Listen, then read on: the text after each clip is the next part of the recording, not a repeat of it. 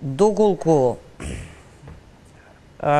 позицијата ја напушти Љубомир Јовевски, ја напуштам јас.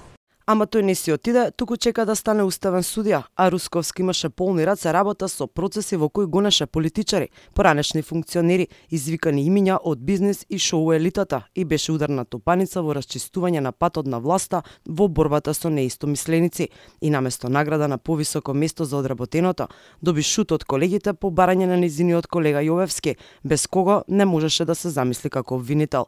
Иако целата јавност, а не само правната фела, во упадот на собранието од 27 април 2017 не препознаа терористи, Русковска беше ниста линија со власта. За неа, учесниците ја загрозиле безбедноста на државата зашто спречиле мирно примопредавање на власта. И токму за тоа, Русковска смести 16 луѓе да издржуваат вкупно 188 години затвор. Обвинителството ќе докаже дека обвинетите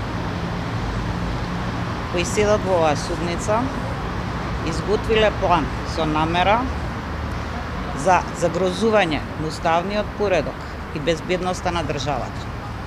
Со акти на насилство да спречат мирно примопредавање на власта.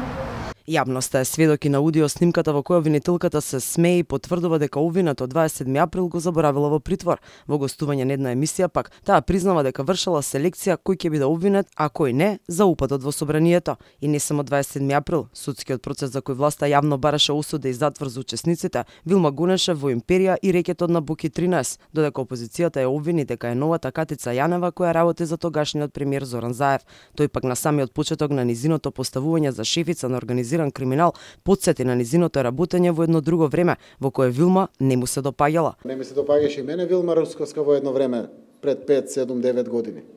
Кој ме прашува мене?